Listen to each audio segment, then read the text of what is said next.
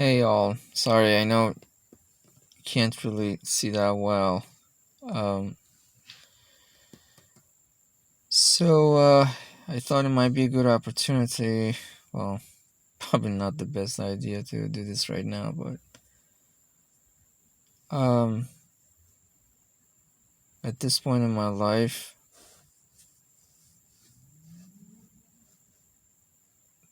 given how limited my ab- ability is to try to change things in my surrounding or my destiny or level of my happiness. At least I want people to know how it feels like to be me. So at least they would be nicer to each other. At least, um, I don't know. It's funny. I'm a very logical person. Um, I've been suffering from this condition for the last 13 years, and like having seen none but pure indifference, or rather, actually, um,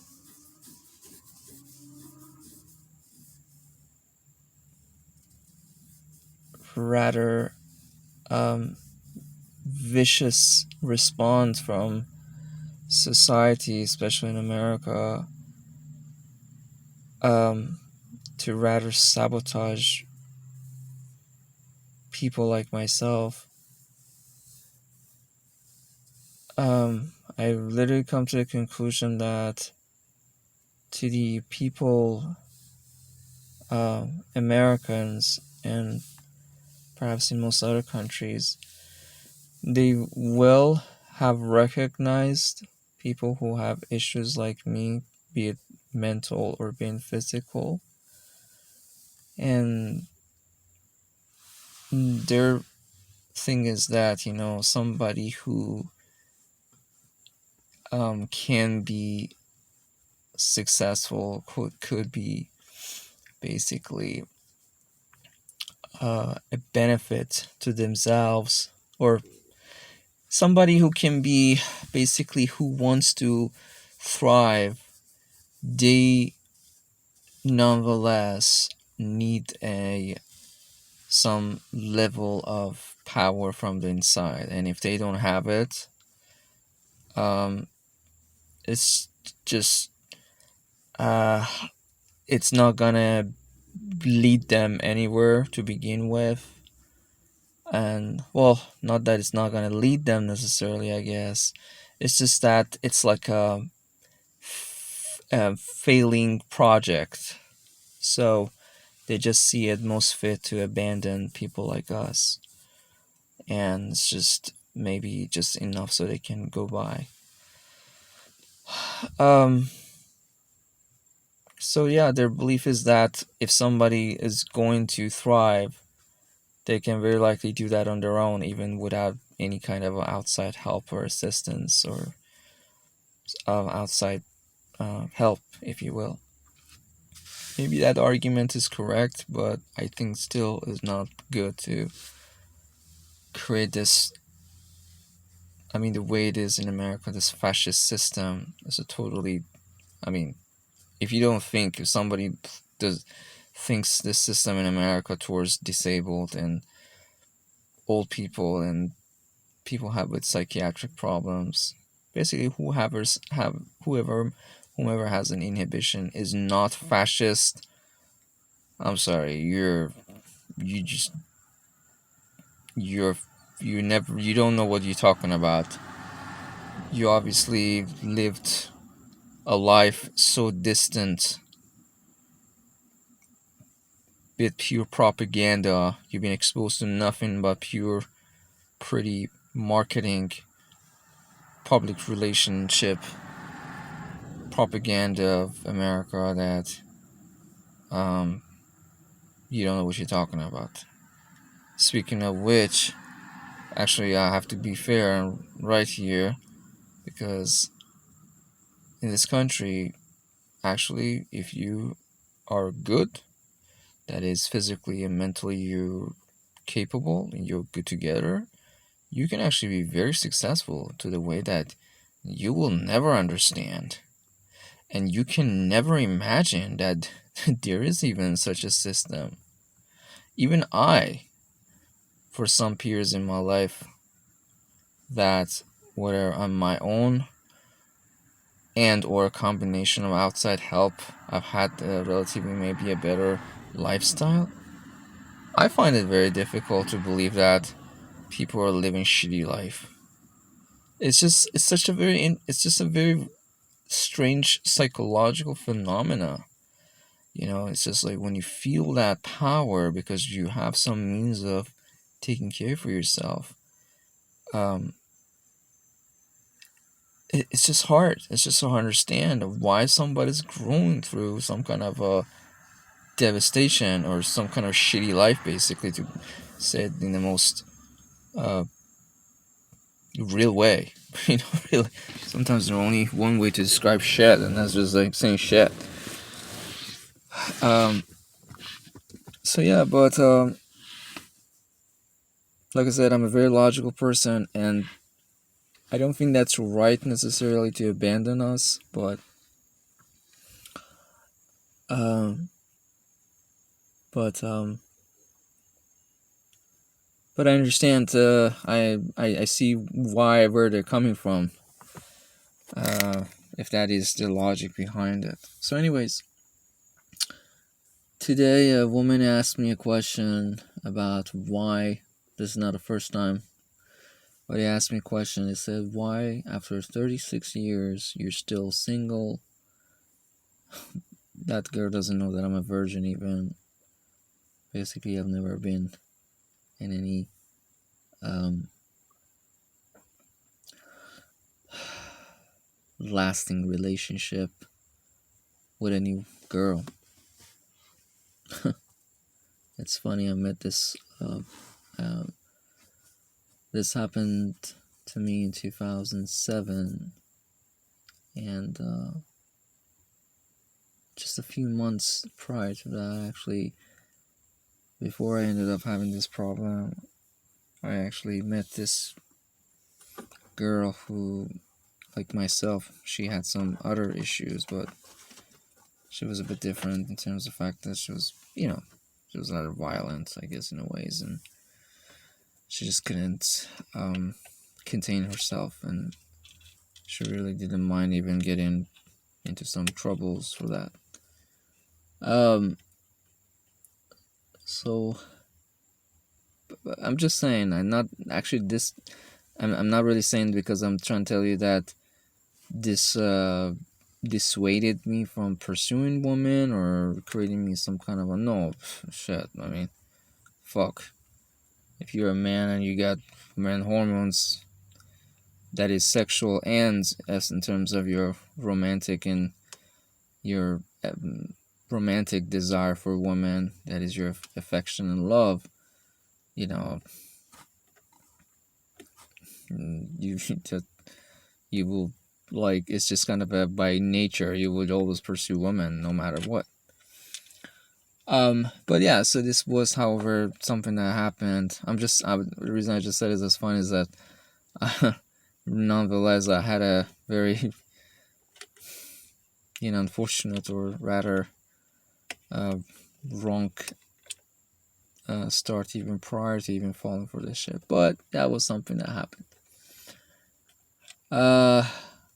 However, yet also I had some opportunities that unfortunately, I think because I was like still culturally adjusted in America and I was a bit shy.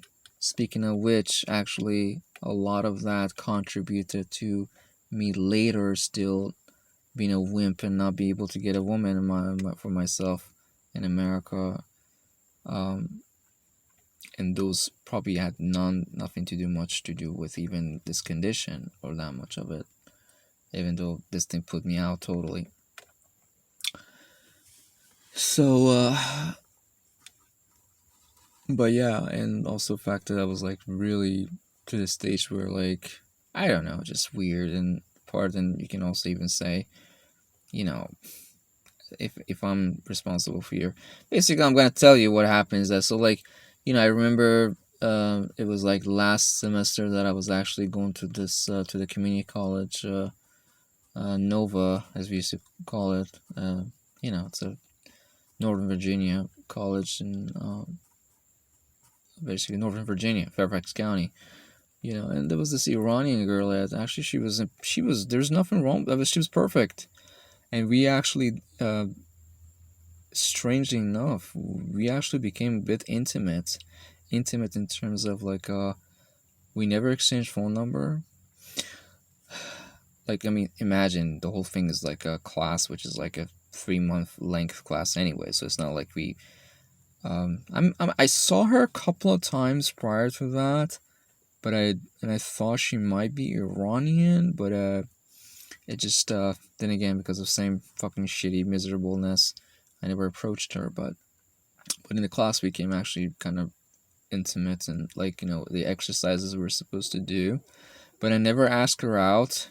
I don't know. I just have no idea what to tell you, man. It's so fucking. It's just it's just like back then. Even though maybe I didn't have that much of opportunity, I was only fucking 21 years old. Like, I see a big world out for me myself. Like, I guess, or maybe the impression that I have of myself. I just see. I don't know how to tell you. Like, it's just so strange. But like I said, that girl, even, she didn't make an effort to try to get into a relationship to me either. So I'm not sure who really is here to necessarily blame for her, because I mean, I guess, I don't know, maybe like if you could have say even the most wildest fires in the world, they need to have a start, and if the start is not right.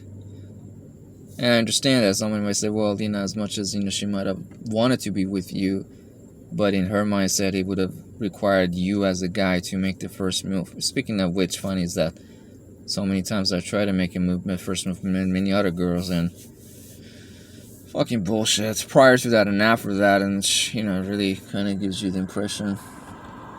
Well, I'm not sure if that really was, but yeah, man. I mean, so simple said, I'm just gonna draw a timeline to try to give you a sense of why I wasn't able to really have a lasting relationship, or rather even having a relationship with any female. Well, this disease that I suffer from is that you feel very basically, that is the way I feel. You feel contaminated or very easily violated with surrounding objects or humans and so forth. So you just find it the most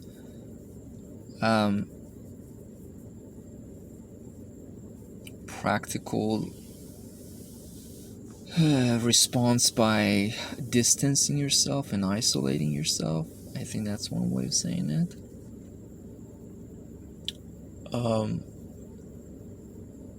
And because of some incident that happened, also I had a big problem with really with I don't know how to say it, with like my life was so fucked up, like it's just amazing. Like, I don't know how to even explain it. Like, I couldn't be in a house. Even right now I can't, but now it's because of different reasons, but because having to do with sex, basically, sexuality. It was just such a fucking bullshit, because it's so fucking radical in this country. Like, relationships are so fucking sick. There's no commitment, there's no romance. It's just purely sex. I don't understand that, and there's a lot of sick people out there, niggers especially, who do a lot of shitty things, and I will never get it. How is it a black guy can get a white girl? and I'm a white boy and I can't get a white boy. Like, how do you explain this? I'm sorry, I mean, at the end of the day, which one is really, like, yeah, speaking of, these are the women that we have in our world, and you wonder why everything is going to the wrong direction, or so many things. So yeah, it's fucked up. Yeah, man, Phil said basically, when I came to America 2002, and, a lot of girls that I met till 2007, I wanted to maybe there were girls, I don't know. I mean, a lot of girls that I met, I just felt like they're a bit rather on a very immature side, very superficial. There were some opportunities, basically, but I think the major thing in that stage was really my devotion and my focus on improving myself. That is education, getting my shit together, trying to become financially more successful, more grounded, if you were stable. And you gotta understand, maybe from the mindset of those girls, it was either a very, I don't know, more resolved matter, maybe, or rather to them it was just a friendship, or they just wanted some short-term relationship, that is. But to me, if I looked at a girl, the idea was that, is this something really in a framework of marriage that I want to live with the rest of my life? And looking at that context, it was a bit of a work, and it just seemed a bit too much to try to. It was a bigger scope to try to fit into that lifestyle and point and place that I was back then in my life. So, and before I can even ground it, this shit happened. I hope God can get to the man who's responsible for this. I said this million times. This guy's name is Schizophrenic. Oh, this is fucking some sick bastard Iranian guy, man. He's a fucking sick Satan, pure Satan. I hope, sometimes I really want to think there's a God out there, and hopefully he can take care of the evil acts of this man. That's all I can say. Oh, so many other people that done shit to me, or other people. That's all I can say. So, yeah, this guy fucked with my head, and it was that I was really at a strangled and very fucked up position in my life as well. And yeah. Anyways. Yeah, everything came together, basically. Anything that could go wrong, basically, at that stage went wrong, and just like a heart attack, how much you can tolerate. At some point, you're gonna fucking have a heart attack, The same thing like me, you're gonna have a fucking, some kind of so much of hormone surge, all of a sudden you're gonna, just go out. So, this thing happened to me. I developed this issue and devastating disease. And ever since then, I started becoming more isolated. And I felt like from that very moment, being that the man and woman who were around me, they felt that. And they also distanced themselves from me in a very explicit manner. I mean, from in the beginning, the last first 6 months or year, it wasn't too pronounced. It was rather more manageable, I would say, or hadn't developed all these aspects or different dimension of it. So it was still much better for me. I could even work. I could do, a lot of things. But yeah, but that's what it was. So, but then after some point, basically I became homeless, and I couldn't live anywhere. I couldn't do anything. Very shitty life. And if I met even some girls, they were like, they could have sensed. I think very well. Matter of fact, it happened. Like, I ran into this girl online, and I actually went to Iran to see her, and I was in a position where I didn't have money for anything. I don't know how to say it. I mean, I just didn't think that would be a big deal at the moment, because to me it was like a very passive thing. But basically, matter of fact, very explicitly, she started rather incriminating me and trying to judge me and be like, oh, I don't understand, like, you just put your shit together and you just bought your ticket from US and you just came here without anything in your pocket, without having any means to rely on. I was like, yeah, everybody has their own shit going on, so you don't know my situation, what is it feels like in my head, and whatever that is for me right now, obviously. But that's another story. So basically, when she saw me in that thing, she just basically, backed out of it. She was like, no, this doesn't seem right for her. And yeah. But consider that back then I was like 20. What is the year? 2000? Was it 2013? I think, right? So it was like 7 years ago. Wait a minute, it wasn't 2013. I was younger than that. I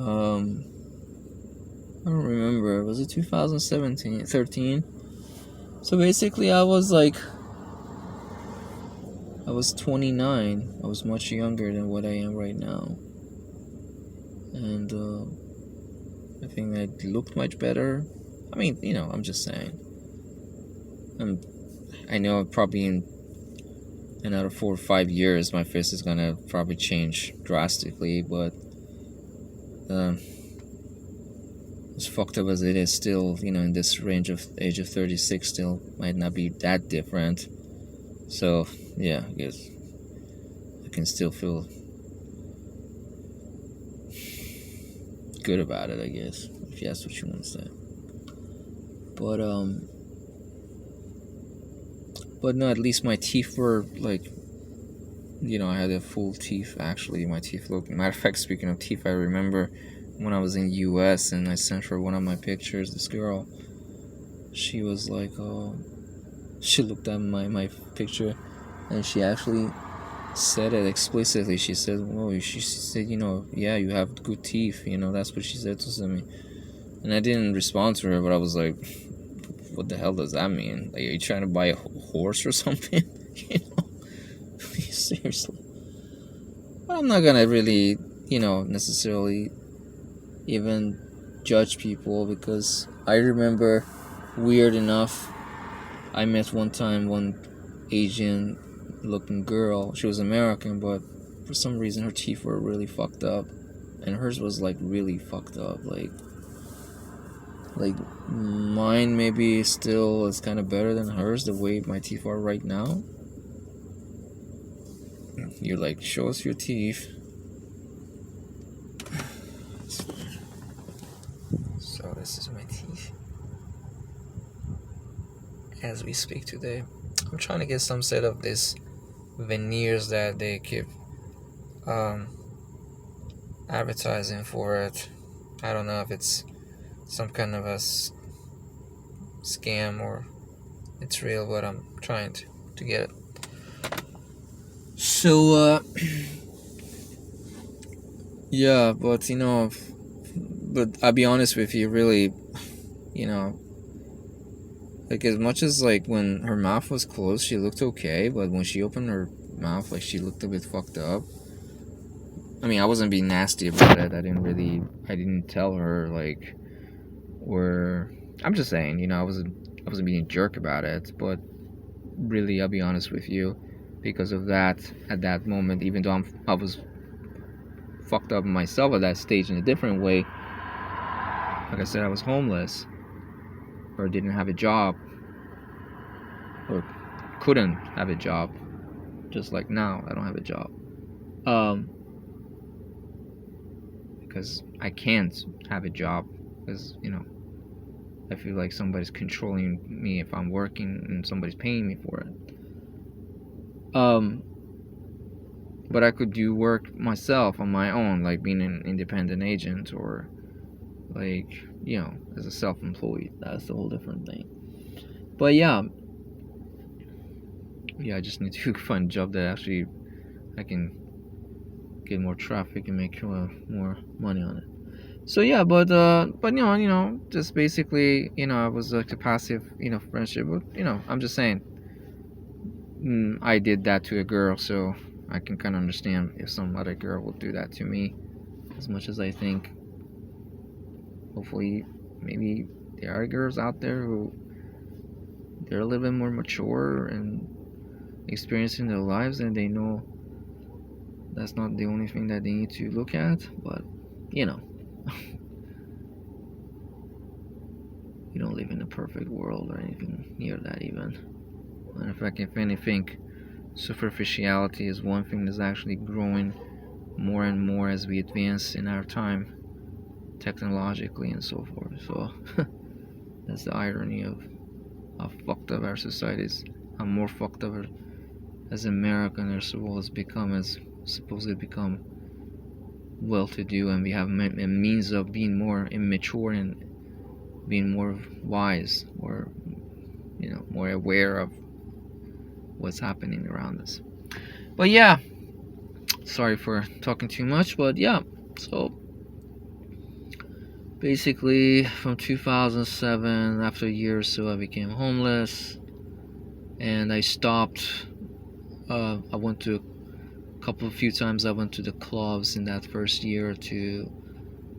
At some point, I went to the club, and I remember, like, I feel like literally I'm walking into some place that it's like a total out, like there's just no order, no boundaries. Like, I feel like it's just like a bunch of barbarics, who are there to literally pick up a girl, or girls there to pick up, to hook up with a guy to go and fuck, and like I never forget, I went to this club towards the end, which was so bothersome for me. Basically, I saw a girl and a guy, really rubbing it on each other in the most like sick way. Like, I just couldn't believe it. Especially like the way that, as we speak today, after like I'm 36 years old, and I see how attitudistic girls are, and I feel like that girl allowed that guy to fucking do that shit to her in the club in front of everybody else. I'm like, this is so fucking sick. I'm like, sick in a way that's so like mentally, not just fucking physically.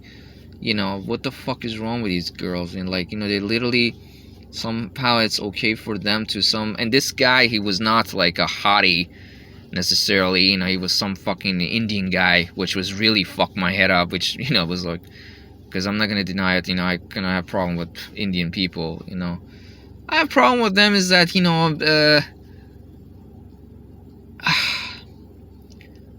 speaking of priority, I don't understand. I know there's a lot of poverty and shit in India, but these people, one of their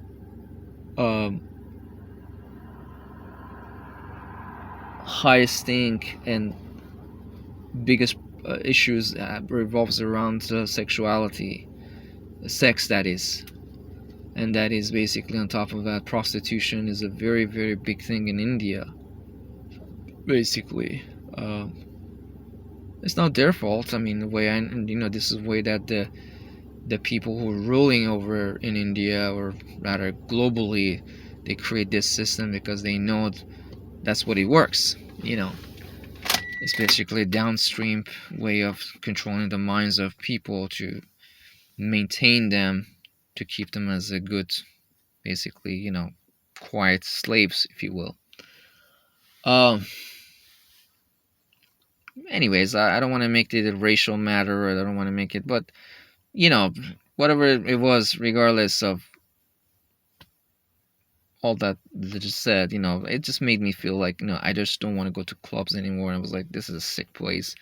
Like, it doesn't even make sense to ever go to back to clubs. So ever since then, I never went to clubs. Matter of fact, to this day, uh,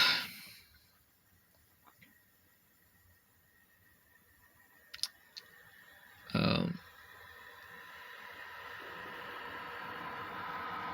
I even try not to even pass by them, as much as I'm a fucking single guy and I'm supposed to find a pussy, and I need to go somewhere says like that. But so yeah.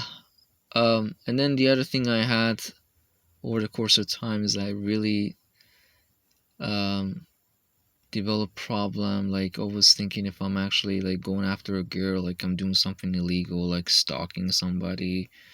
Especially whatever way I've seen people had treated me because of my psychiatric problem, and they've always been so fucking ruthlessly vicious towards me for no reason, without doing anything like that, just like, having not mm, giving in close to them. So I always felt like, I don't know, I hope you understand what I'm coming from. That I'm saying, I hope this country, man, it's just not right to fuck with people like that. If you want to help people like us, I don't think it will serve you or us any benefit to try to make a hell out of it for us. This is what the society in America has done to me. Fuck America. Fuck the modern fart of a shithole. And all those bastards who fucking actually enjoying it. Because for every pleasure that you have, it's like tenfold of it is actually devastation for me. The reason, matter of fact, you have that is because a good chunk of people in my position are devastated. I think it has some kind of a mathematical direct relationship. But yeah,